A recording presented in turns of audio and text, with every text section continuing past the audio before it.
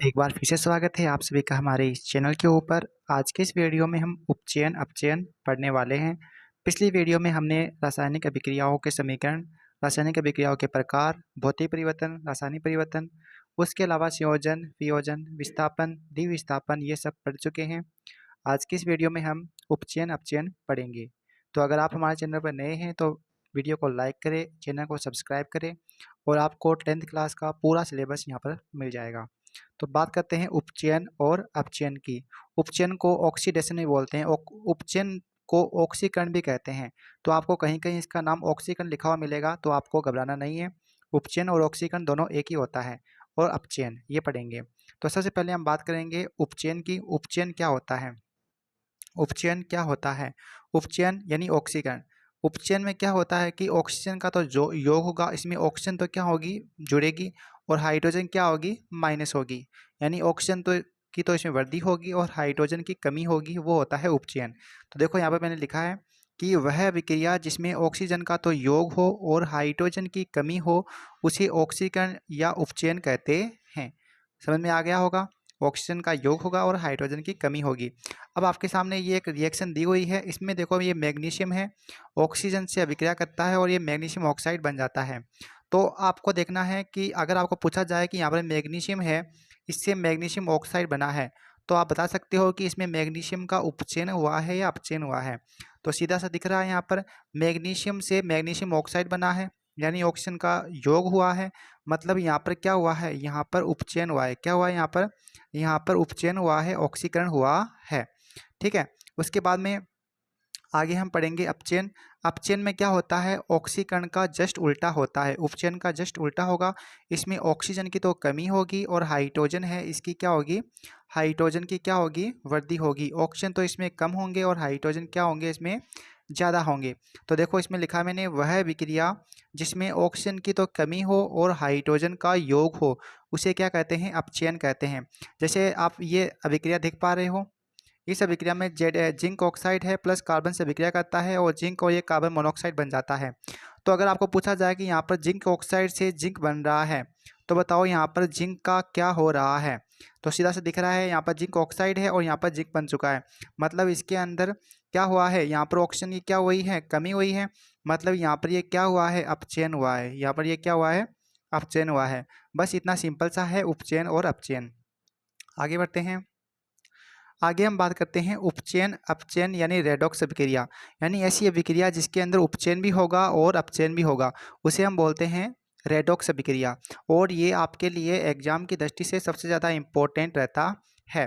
तो देखो क्या होगा कि वह अभिक्रिया जिसमें ऑक्सीकरण यानी उपचयन और अपचयन दोनों साथ साथ हो, यानी जिसमें उपचयन भी होगा और अपचयन भी होगा, दोनों साथ साथ होगा, उसे हम बोलेंगे रेडॉक्स अभिक्रिया या उपचयन अपचयन अभिक्रिया कहते हैं। अब देखो यहाँ पर ये जो अभिक्रिया दी हुई है, इसको गौर से देखो।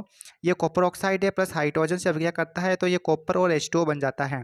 तो अगर आपको पूछा जाए कि कॉपर ऑक्साइड से कॉपर बना है, कॉपर ऑक्साइड से क्या बना है, कॉपर, तो यहाँ पर कॉपर ऑक्साइड का क्या हुआ है, कॉपर ऑक्साइड का ऑक्सीकरण हुआ है या अपचयन हुआ है? तो देखो यहाँ पर ऑक्सीजन की कमी हुई है, तो मतलब कॉपर ऑक्साइड का क्या हुआ है, यहाँ पर अपचयन हुआ है। क्या हुआ है, अपचयन हुआ है। ठीक है। और यहाँ से हाइड्रोजन से H2O बन रहा है, तो यहाँ पर हाइड्रोजन का क्या हुआ है, हाइड्रोजन में देखो ऑक्सीजन का जुड़ चुकी है, तो हाइड्रोजन का इसमें क्या हुआ है, उपचयन हुआ है। क्या हुआ है, उपचयन हुआ है। अब देखो इस अभिक्रिया में उपचयन भी हो गया है और अपचयन भी हो गया है। मतलब ये कौन सी अभिक्रिया हो गई है, रेडॉक्स अभिक्रिया हो गई है। अब यहाँ पर आपको एक बात और ध्यान में रखना है कि ये क्वेश्चन दे देगा। क्वेश्चन किस प्रकार देगा कि आपको ये अभिक्रिया दे देगा और पूछेगा, क्या पूछेगा, आपको पूछेगा कि इसमें कॉपर का क्या हो रहा है। क्या पूछेगा, इसमें कॉपर का उपचयन हो रहा है या अपचयन हो रहा है। तो आपको ध्यान में रखना है, यहाँ पर कॉपर यहाँ पर है, यहाँ पर कॉपर का कुछ भी नहीं हो रहा है। ठीक है ना, कॉपर का कुछ भी नहीं हो रहा है। किसका हो रहा है, कॉपर ऑक्साइड का हो रहा है। कॉपर ऑक्साइड से कॉपर बन रहा है, इसलिए कॉपर ऑक्साइड का अपचयन हो रहा है, न कि कॉपर का। इस बात को आपको ध्यान में रखना है। इसी प्रकार पूछेगा कि इसके अंदर H2O का उपचयन हो रहा है या अपचयन हो रहा है। तो देखो H2O का भी कुछ भी नहीं हो रहा है, यहाँ पे H2 यानी हाइड्रोजन है, उसका उपचयन हो रहा है, न कि H2O का। इस बात को आपको ध्यान में रखना है। तो ये समझ में आ गया होगा। बढ़ते हैं नेक्स्ट। नेक्स्ट आता है बहुत ही आसान टॉपिक, संक्षारण। संक्षारण क्या होता है? तो देखो आप कभी कभी देखते हो कि जैसे लोहा होता है उसके जंग लग जाती है और वो कमज़ोर पड़ जाता है, ठीक है। तो इसी प्रकार ये संक्षारण होता है। तो क्या होता है कि जब भी कोई धातु है वो अम्ल और आर्द्रता आदि के संपर्क में आती है, यानी कि नमी के संपर्क में आती है, अम्ल के संपर्क में आता है, तो क्या होगा, उस धातु की जो ऊपर वाली जो परत होती है वो कमज़ोर हो जाती है। इसे क्या बोलते हैं, संक्षारण कहते हैं। बहुत ही आसान सा टॉपिक है, ठीक है। अब देखो इसके उदाहरण क्या है, जैसे तांबे के ऊपर हरी परत का चढ़ना, चांदी के ऊपर काली परत का चढ़ना, ये सभी संक्षारण के एग्जाम्पल हैं। और ये क्वेश्चन एग्जाम में 100% आएगा, सबसे आसान है, सभी कर लोगे। अब इससे बचने के उपाय क्या क्या हैं? संक्षारण से बचने के उपाय, एक तो पेंट करके, यशद लेपन करके, तेल या गिज का उपयोग करके इससे संक्षारण से बचा जा सकता है, ठीक है। अब इसमें देखो ये यशद लेपन आया है। यशद लेपन क्या होता है, ये वेरी वेरी इंपॉर्टेंट है। यशद लेपन में क्या होता है कि जिंक की पतली परत चढ़ाई जाती है, धातु के ऊपर जिंक की पतली परत चढ़ाई जाती है, जिससे वो जंग नहीं लगता है उसके, ठीक है ना। इसे बोलते हैं यशद लेपन। आगे बढ़ते हैं।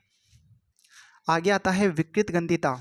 विकृत गंधिता, देखो आप चिप्स वगैरह खाते हो, चिप्स वगैरह खाते हो, कुरकुरे खाते हो, तो आप देखते हो कि उस चिप्स के पैकेट होता है, जब आप उसको खरीदते हो तो वो पूरा भरा हुआ लगता है आपको, ऐसे लगता है कि वो फुल भरा हुआ है ना, कुरकुरे से, चिप्स से। लेकिन जैसे ही आप इसको खोलते हो तो वो पिचक जाता है। उसके अंदर यानी उसके अंदर क्या होती है, गैस होती है।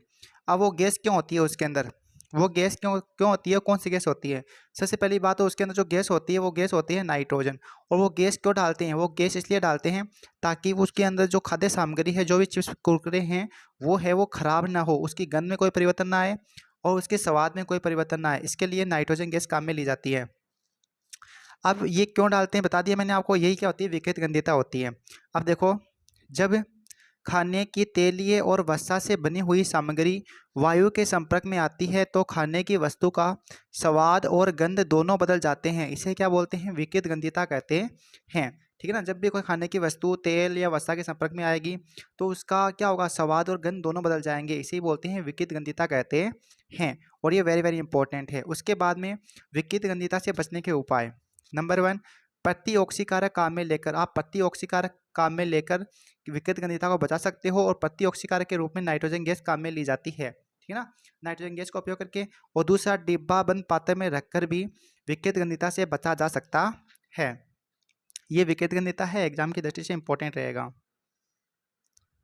तो बच्चों ये टॉपिक ये चैप्टर है वो ख़त्म हो चुका है। चैप्टर 1 हमने पूरा कर लिया है। चैप्टर 2 की क्लास जल्दी आने वाली है। आप बने रहिए हमारे चैनल के ऊपर, वीडियो को लाइक और चैनल को सब्सक्राइब कीजिए और 90+ नंबर प्राप्त कीजिए अपनी एग्जाम के अंदर। धन्यवाद।